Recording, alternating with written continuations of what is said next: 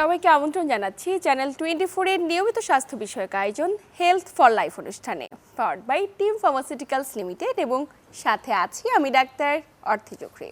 দর্শক, ডেঙ্গু সময়ের বহুল আলোচিত একটি ব্যাধি। প্রতি বছর এই সময়টিতে এলে অসংখ্য ব্যক্তি ডেঙ্গু জ্বরে আক্রান্ত হচ্ছেন এবং এই জ্বরে আক্রান্ত হয়ে অসংখ্য ব্যক্তি মৃত্যুবরণ করেন। দর্শক, আমরা কি করে ডেঙ্গু থেকে নিজেকে সুরক্ষিত রাখতে পারি, কথা বলবো এই গুরুত্বপূর্ণ বিষয়টি নিয়ে। এবং এ বিষয়ে বিস্তারিত আলোচনায় আজ স্টুডিওতে আমাদের সাথে উপস্থিত আছেন ডাক্তার ফজলে রাব্বি চৌধুরী, যিনি ইনফেকশাস ডিজিজ ও ইন্টারনাল মেডিসিন বিশেষজ্ঞ, সহযোগী অধ্যাপক, ইন্টারনাল মেডিসিন বিভাগ, বঙ্গবন্ধু শেখ মুজিব মেডিকেল বিশ্ববিদ্যালয়। স্যার, স্বাগত আমাদের আজকের আয়োজনে। আপনাকেও ধন্যবাদ। স্যার, আমরা বেশ কিছুদিন ধরে লক্ষ্য করছি সারা দেশে তীব্র তাপদাহ চলছে, আবার হঠাৎ করে সেটি আবহাওয়া পরিবর্তিত হয়ে বৃষ্টির রূপ নিচ্ছে। এই যে আবহাওয়ার তীব্র পরিবর্তন, কখনো গরম, কখনো ভেজায় ঠান্ডা কিংবা বৃষ্টি, এই সময়টিতে একজন ব্যক্তির কি কি ধরনের জটিলতা হবার শঙ্কা রয়েছে? জি, ধন্যবাদ। আপনি সঠিকই বলছেন যে এই মুহূর্তে একটু তাপমাত্রার তারতম্য দেখা যাচ্ছে, এবং গত সপ্তাহটা অনেক বেশি তাপ প্রবাহ ছিল, যেটা কিছুটা বৃষ্টি হওয়ার কারণে এখন একটু শীতল অনুভূতি। তো এই ধরনের ফ্লাকচুয়েশন অফ টেম্পারেচারে কিছু কিছু বিশেষ জনগোষ্ঠীর কিছু সমস্যা হয়। যেমন এই সময়ে ভাইরাসজনিত শ্বাসতন্ত্রের সংক্রমণ, যেটাকে আমরা ফ্লু বলি, এটার একটা ব্যাপক প্রভাব দেখা যায়। এই সময় অনেকেরই জ্বর, সর্দি, কাশি এগুলোতে ওনারা ভোগেন, এবং আমরা আমাদের নিয়মিত প্র্যাকটিসেও প্রচুর জ্বর, সর্দি, কাশির রুগী পাচ্ছি। এছাড়া যাদের আগে থেকে হাঁপানির সমস্যা থাকে বা ক্রনিক ব্রঙ্কাইটিস থাকে, ওনাদের এই তাপমাত্রার তারতম্য হওয়ার কারণে ওনাদের এই হাঁপানি বা ব্রঙ্কাইটিসটা অনিয়ন্ত্রিত হয়ে পড়তে পারে।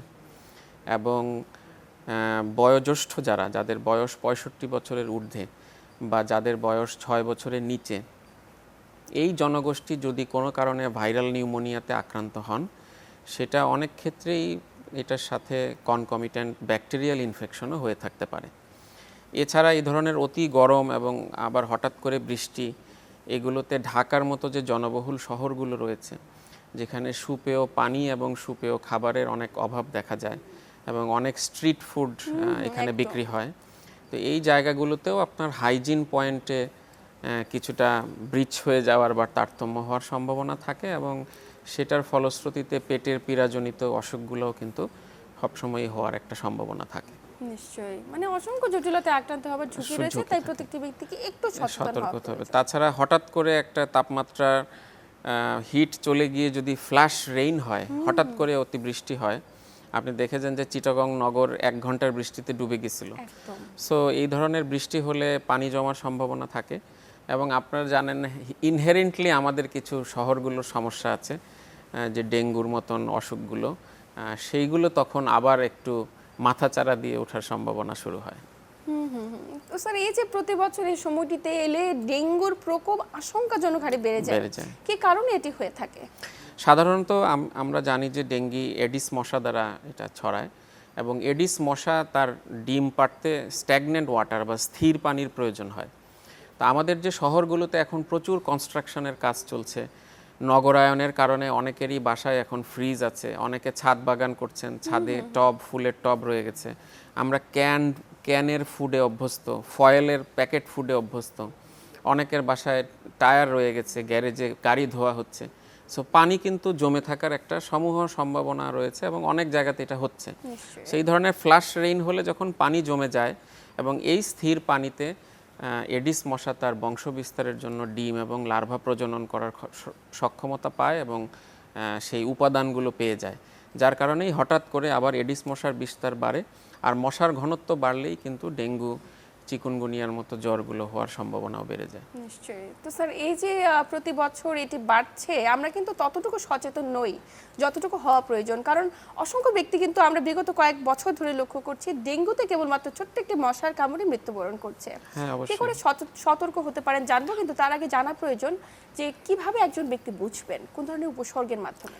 ডেঙ্গি একটা ভাইরাস জ্বর, সো অন্যান্য ভাইরাস জ্বরের মতোই উপসর্গগুলোর মিল রয়েছে।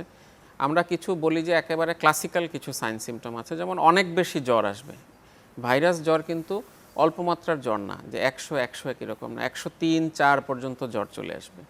জ্বরের সাথে গায়ে ব্যথা থাকতে পারে, মাথা ব্যথা থাকতে পারে, শির দ্বারায় ব্যথা থাকতে পারে, এবং কিছু কিছু নতুন উপসর্গ 2019 পরবর্তী বাংলাদেশে দেখা গিয়েছে ডেঙ্গুতে, যেমন পেটের পীড়ায় আক্রান্ত হওয়া, অনেকের বমি হচ্ছে, পেটে ব্যথা হচ্ছে, পাতলা পায়খানা হচ্ছে। এই উপসর্গগুলো কিন্তু ডেঙ্গুর জন্য কনসিডার করতে হবে। তাহলে ক্লাসিক্যাল উপসর্গের সাথে এগুলোও থাকতে পারে, এবং এরকম যদি কারো উপসর্গ থাকে এই সময়ে তখন ডেঙ্গু বিষয়ে সন্দেহ করা প্রয়োজন, এবং আমি মনে করি যে কিছু কিছু ক্ষেত্রে পরীক্ষাও করে ফেলা প্রয়োজন। নিশ্চয়ই। তো এই যে স্যার উপসর্গগুলো কোনো ব্যক্তির মধ্যে যদি উপস্থিত থাকে, জ্বর তো কমন উপসর্গ ডেঙ্গুর ক্ষেত্রে, কিন্তু ভাইরাল ফিভার কিংবা অন্যান্য কারণে জ্বর গায়ে হচ্ছে ব্যথা, কিনা হ্যাঁ, কি করে শীতদাঁড়ায় তিনি ব্যথা। বুঝবেন যে এটি কি ডেঙ্গুর কারণে নাকি অন্য কোনো জটিলতার কারণে? হ্যাঁ, এটা ডিমার্কেট করা খুব কঠিন। আমরা সব ধরনের ভাইরাস অসুখেই তো সাধারণত সিমটোমেটিক চিকিৎসার কথা বলে থাকি। তবে যদি জ্বরের সাথে তীব্র গায়ে ব্যথা হয়, মাথা ব্যথা হয়, শিরদাঁড়ায় ব্যথা হয়, পাতলা পায়খানা থাকে, পেটে ব্যথা থাকে, তাহলে উনি ডেঙ্গু ধরে নিতে হবে। এবং যদি কারো কারো ক্ষেত্রে গায়ে র্যাশ চলে আসে, আচ্ছা আচ্ছা। যদি র্যাশ আসে গায়ে, তাহলে কিন্তু অবশ্যই ডেঙ্গুর পরীক্ষা এবং করতে হবে। ডেঙ্গুর ক্ষেত্রে স্যার বলা হয়ে থাকে যে ব্রেক বোন ফিভার হবার একটি শঙ্কা রয়ে যায়। ক্লাসিক্যাল সিমটম যেটা ব্রেক বোন ফিভার, মানে সারা গায়ে সমস্ত হাড় গোড় শরীর যেন ভেঙে আসছে ব্যথা, এরকম এত তীব্র ব্যথা অনুভব হবে। তো কখন একজন ব্যক্তি পরীক্ষা করাবেন, কারণ অনেকে বুঝে উঠতে পারেন না যে কতদিনের মাথায় পরীক্ষা করালে তিনি ডেঙ্গু পজিটিভ রেজাল্ট পাবেন? হ্যাঁ, যদি পরীক্ষা করানোর সুযোগ থাকে, আপনি জানেন যে সরকার কিন্তু ডেঙ্গু পরীক্ষার দামও নির্ধারণ করে দিয়েছে, যে NS1 পরীক্ষা কবে হবে, কত টাকায় হবে, IgM কত টাকায় হবে, এবং অনেক জায়গাতে কিন্তু ফ্রি পরীক্ষাও হয়। যেমন সরকারি অনেক হাসপাতালে এখন এটা ফ্রি হয়। সো উনি যদি মনে করেন যে ওনার এই ধরনের কারো উপসর্গ রয়েছে, এবং বিশেষ করে আমি বলবো যারা হাই রিস্ক গ্রুপ, যারা বাচ্চাদের ক্ষেত্রে বা বয়োজ্যেষ্ঠদের ক্ষেত্রে, বা যাদের কিছু কোমরবিডিটিস আছে, যেমন অনিয়ন্ত্রিত ডায়াবেটিস আছে, অনিয়ন্ত্রিত উচ্চ রক্তচাপ আছে, প্রেগনেন্ট মহিলা, যারা ডায়ালাইসিস পাচ্ছেন, যারা ক্যান্সারের পেশেন্ট, কেমোথেরাপি পাচ্ছেন, এরকম উচ্চ ঝুঁকিপূর্ণ যারা এই ধরনের জ্বর, গায়ে ব্যথা, পেটের পীড়ার এই ধরনের বমি হওয়া, মাথা ব্যথা উপসর্গ থাকবে, তাদের পরীক্ষা করে নেওয়া উচিত। এবং পরীক্ষার ব্যাপারে আমরা সাজেস্ট করি প্রথম 3 দিনের ভেতরে যদি হয়, এটা সবচেয়ে বেস্ট। যখন ভাইরাল লোডটা বেশি থাকে, এই সময়ে রক্তের একটা NS1 বলে একটা পরীক্ষা আছে, সেটা আমরা করার ব্যাপারে এনকারেজ করি। আর যদি এটা 5 দিন বা তারপরে হয়, তাহলে আমরা IgM ডেঙ্গি বলে একটা পরীক্ষা এটা করে থাকি, এবং সাথে CBC বা কমপ্লিট ব্লাড কাউন্ট পরীক্ষাটাও করতে হবে। নিশ্চয়ই। তার মানে 3 দিনের মাঝে কেউ যদি পরীক্ষা করতে না পারে, তাহলে পরের যে আপনি পরে পরামর্শ 5ম দিন এন্ড অনওয়ার্ডস তারা CBC এবং IgM ফর ডেঙ্গি পরীক্ষাটা করাবে। নিশ্চয়ই।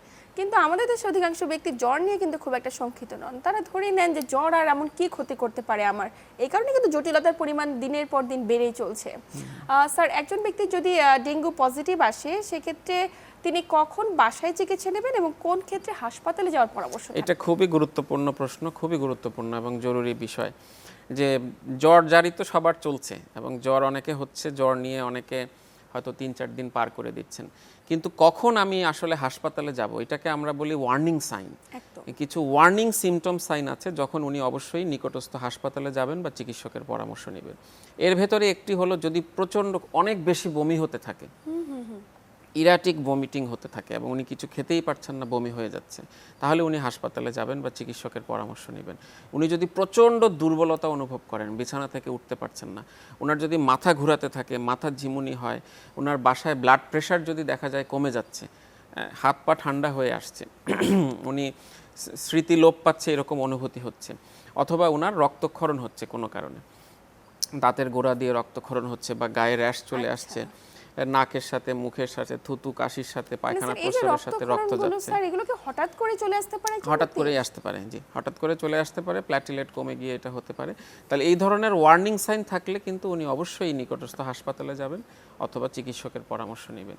এছাড়া যে কোমরবিডিটিসগুলোর কথা আমি বলেছি, ইনারাও একটা ভালনারেবল গ্রুপ, এবং ওনাদেরও কিন্তু যেমন প্রেগনেন্সি হলে সেটা যে দিনেই হোক না কেন, যে স্টেজেই হোক না কেন, ওনার যদি ডেঙ্গির টেস্ট পজিটিভ আসে, উনি অবশ্যই যাতে চিকিৎসকের পরামর্শ খুবই নেন, গুরুত্বপূর্ণ তথ্য। অবশ্যই। এবং অন্যান্য কোমরবিডিটিস যারা ট্রান্সপ্লান্টের পেশেন্ট, যারা ক্যান্সারের পেশেন্ট, কেমোথেরাপি নিচ্ছেন, তাদেরও কিন্তু ডেঙ্গি টেস্ট যদি পজিটিভ আসে, চিকিৎসকের পরামর্শ নেওয়া উচিত এবং অবজারভেশনে থাকা উচিত। একদমই তাই। এছাড়া আসে স্যার শিশু এবং বয়োজ্যেষ্ঠ। শিশুরা তো ইমিউনো কম্প্রোমাইজড আমরা জানি, এবং বয়োজ্যেষ্ঠ যে সমস্ত বাবা মারা নানা ধরনের ডিজিজ ক্যারি করছেন, হাইপারটেনশন, ডায়াবেটিস, প্রায় প্রত্যেকটি বাবা মায়ের রয়েছে, তাদের ক্ষেত্রে কতটুকু সতর্কতা? তারাও হাই রিস্ক গ্রুপ, এবং ওনাদের ক্ষেত্রে যদি এই ধরনের জ্বর চলে আসে, ক্লাসিক্যাল সিমটমগুলো থাকে, তাহলে অ্যাটলিস্ট ডেঙ্গু পরীক্ষা করানো উচিত। এবং ডেঙ্গু পরীক্ষা করে ওনারা বাসায় সিমটোমেটিক চিকিৎসা নেবেন। ওনারা প্রচুর তরল খাবার পান করবেন, পানি খাবেন। জ্বর আসলে ওনারা 2 করে প্যারাসিটামল খেতে পারেন এবং ওনারা প্রেশারটা মনিটর করবেন। আর যে ওয়ার্নিং সাইন সিমটমের কথা আমি বললাম, এগুলোর প্রতি নজর রাখবেন। এগুলো যদি যে কোনো একটি দেখা দেয়, তাহলে অবশ্যই ওনারা চিকিৎসকের পরামর্শ হাসপাতালে নেবেন। যাওয়া প্রয়োজন। স্যার, আপনি যেমন বলছিলেন যে যারা বাসায় থাকবে তাদের ক্ষেত্রে তরল জাতীয় খাবার, তরল জাতীয় কি যে কোনো খাবার হতে পারে সেটি? আমরা মোটামুটি এনকারেজ করি যাতে ওনারা যে কোনো তরল খাবার খেতে পারেন, যদি না কোনো স্ট্রিক্ট কন্ট্রাইন্ডিকেশন না থাকে। যেমন কেউ যদি আগে থেকে কিডনি ডিজিজের রোগী হন, একদম। উনি তো বেশি বেশি খেতে পারবেন না তরল খাবার, ওনার জন্য একটা লিমিট করা আছে, উনি ওই লিমিটটুকুই খাবেন।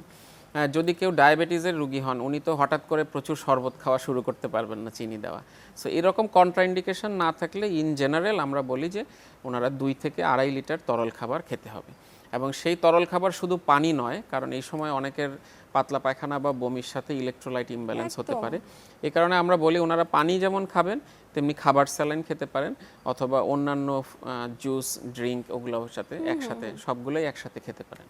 নিশ্চয়ই। একটা সময় পর্যন্ত পরামর্শ দেওয়া হতো যে প্রচুর পরিমাণে ডাবের পানি খাবেন, এখন তো ডাবের পানি এতটা এটা অ্যাভেলেবল এটা একদম মিথ যে ডাবের পানির আলাদা কোনো উপকারিতা নাই। আচ্ছা। এবং ডাবের পানি খাওয়ার উদ্দেশ্য হলো ডাবের পানিতে প্রচুর পটাশিয়াম থাকে। তো যাদের আপনার প্রচুর ভমিটিং হয়েছে বা লুজ মোশন হয়েছে, তাদের পটাশিয়াম কমার সম্ভাবনা থাকে, তারা হয়তো ডাব খেতে পারেন। কিন্তু কিন্তু ডেঙ্গু জ্বর হলেই হলেই- বা জ্বর জ্বর হলেই- হলেই ডাব খাওয়ার পরে কোনো আলাদা কোনো এটি খুব গুরুত্বপূর্ণ এটার তথ্য। কোনো আলাদা কোনো এভিডেন্স নাই এবং কোনো আলাদা উপকারিতা নাই। সুতরাং শুধু শুধু ডাবের উপরে নির্ভরতা বাড়ানোরও কিছু নাই। আর পটাশিয়াম সমৃদ্ধ আরও অনেক খাবার আছে। উনি কলা খেতে পারেন, উনি বাদাম খেতে পারেন, উনি ফ্রেশ ভেজিটেবলস, ফলমূল খেতে পারেন, সেগুলোতেও প্রচুর পটাশিয়াম আছে। নিশ্চয়ই স্যার, প্রচন্ড গুরুত্বপূর্ণ তথ্য দিলেন। আরও একটি বিষয় জানার আছে, আমরা যখন ডেঙ্গু হয় বিগত কয়েক বছর ধরে আমরা নোটিশ করেছি যে সাধারণ রোগীদের মাঝে প্লাটিলেট কাউন্টটা কমলো কি বাড়লো, বিষয়টা নিয়ে অনেক ভীতগ্রস্ততা কাজ করে। জি। আপনি কিভাবে দেখছেন? এটা হলো আরেকটা ফ্যালাসি। সো আমাদের এখন আসলে ক্লিনিক্যাল যে গাইডলাইনগুলো আছে সেগুলো যদি আমরা পর্যালোচনা করি, প্ল্যাটিলেটের উপরে গুরুত্ব অনেক বেশি কমে গিয়েছে। এখন বরং বেশি গুরুত্ব দেই আমরা WBC কাউন্ট এবং হেমাটোক্রিট বলে 2টো বিষয় আছে এটার উপরে। যদি WBC কাউন্ট অনেক কমে যায়, আমরা ধরে নেই যে তার সিভিয়ার বা তীব্র মাত্রার ডেঙ্গু হওয়ার সম্ভাবনা থাকে। এবং হেমাটোক্রিট বেড়ে যাচ্ছে কিনা বা কমে যাচ্ছে কিনা, দুটোই গুরুত্বপূর্ণ। তারপরে গিয়ে প্ল্যাটিলেটের প্রসঙ্গ আসে। এবং আপনি সঠিকই বলেছেন যে সবাই মনে করে যে প্ল্যাটিলেট যদি কমে যায় 1 লাখের নিচে, তাহলেই বোধহয় আমাকে প্ল্যাটিলেট নিতে হবে, 50,000-এর নিচে গেলে প্ল্যাটিলেট নিতে হবে। এই ধারণাটাও এখন ভুল। বিশ্ব স্বাস্থ্য সংস্থা এবং আমাদের দেশের গাইডলাইন প্রত্যেক জায়গায় পরিষ্কারভাবে বলা আছে যে প্ল্যাটিলেটের উপরে এত গুরুত্ব দেওয়ার কিছু নাই। এবং যদি কোনো ব্লিডিং না হয়, ব্লিডিং না হওয়া পর্যন্ত প্ল্যাটিলেট যতই কমুক না কেন আপনি অপেক্ষা করতে পারবেন। নিশ্চয়ই। সুতরাং প্ল্যাটিলেটে গুরুত্ব না দিয়ে আমাদের বরং WBC কাউন্ট এবং হেমাটোক্রিট এই দুটোর উপরে বেশি গুরুত্ব দেওয়া উচিত এবং ব্লাড প্রেশার চেক করার উপরে গুরুত্ব দেওয়া উচিত। আচ্ছা, তার মানে এই যে 3টে বিষয়ে বললেন, প্লাটিলেটের চাইতে এই 3টে বিষয় অত্যন্ত অত্যন্ত গুরুত্বপূর্ণ। ব্লাড প্রেশার আমরা বলি যে মিন প্রেশারটা কমে আসছে কিনা, মানে উপরের প্রেশারকে আমরা সিস্টোলিক প্রেশার বলি, নিচেরটাকে ডায়াস্টোলিক বলি। সিস্টোলিক এবং ডায়াস্টোলিকের ব্যবধানটা খেয়াল রাখতে হবে। আচ্ছা। এই ব্যবধান যদি 20-এর নিচে নেমে যায়, তখন আমরা ধরে নিই যে এই পেশেন্টের মৃদু ডেঙ্গু থেকে মাঝারি বা তীব্র ডেঙ্গু হওয়ার সম্ভাবনা আছে, বা তার হয়তো ফ্লুইড লিক হতে পারে বা শকে যাওয়ার সম্ভাবনা আছে।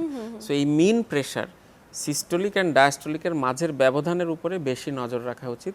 এবং এটা 20-এর নিচে যদি নেমে যায়, যেমন কারো প্রেশার হয়ে গেল 90/80 বা 70/60, মানে ব্যবধান 10, তাহলে এই ব্যবধান 20-এর নিচে নামলে এইটার ব্যাপারে বেশি সতর্কতা থাকা উচিত। একদমই। তো স্যার, এই যে ডেঙ্গুতে নানা জটিলতা নিয়ে অনেক ব্যক্তি হাসপাতালে ভর্তি হচ্ছেন, আপনি বারবারই বলছিলেন যদি শরীরের কোনো একটি অর্গান থেকে ব্লিডিং হয়, আমরা তো এটাকে মেডিকেল টার্মে বলি ডেঙ্গু হেমোরেজিক ফিভার। একটু জানবো কি কি ধরনের উপসর্গ প্রকাশ পেতে পারে হেমোরেজিক ফিভারের ক্ষেত্রে? ডেঙ্গু হেমোরেজিক ফিভার হওয়ার সম্ভাবনা থাকে যদি কারো রক্তের অনুচক্রিকা 50,000-এর নিচে নেমে যায়। এটার জন্য আমরা আগে থেকেও এটা বোঝা যায়, এটাকে টর্নিকুয়েট টেস্ট বলে একটা টেস্ট আছে। আমরা প্রেশারের কাফ বেঁধে টর্নিকুয়েটের মাধ্যমে এটা আমরা বুঝতে পারি। তো কারো যদি 50,000-এর নিচে প্লাটিলেট কমে যায় কোনো কারণে, তাহলে তার হেমোরেজিক ফিভার হওয়ার প্রবণতা থাকে। এখন এই হেমোরেজটা বিভিন্ন আকারে হতে পারে। কারো শুধু গায়ে র্যাশ আসতে পারে, আবার কারো ফ্র্যাঙ্ক ব্লিডিংও হতে পারে।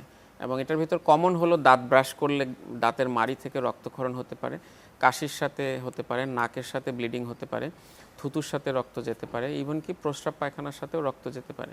এবং আরেকটি গুরুত্বপূর্ণ বিষয় সেটা হলো যে সকল মহিলার মাসিক হওয়ার পূর্বেই হঠাৎ ডেঙ্গু জ্বরের পর মাসিক শুরু হয়ে যায়, সেটাকে কিন্তু আমরা হেমোরেজিক ফিভারের অংশ হিসাবে ধরে নিই। তাহলে মহিলাদের কিন্তু বিশেষ খেয়াল রাখতে হবে যে উনার কি ডেটের আগেই মাসিকটা শুরু হয়ে গেল কিনা, জ্বর থাকা অবস্থায় অবশ্যই, মানে ডেঙ্গু পজিটিভ পেশেন্টের যদি মাসিকটা তারিখের আগেই শুরু হয়ে যায় অথবা অনেক বেশি পরিমাণ ব্লিড হতে থাকে, সেটাও কিন্তু হেমোরেজিক ফিভার এবং সেটাও চিকিৎসকের নোটিফিকেশনে আনতে হবে।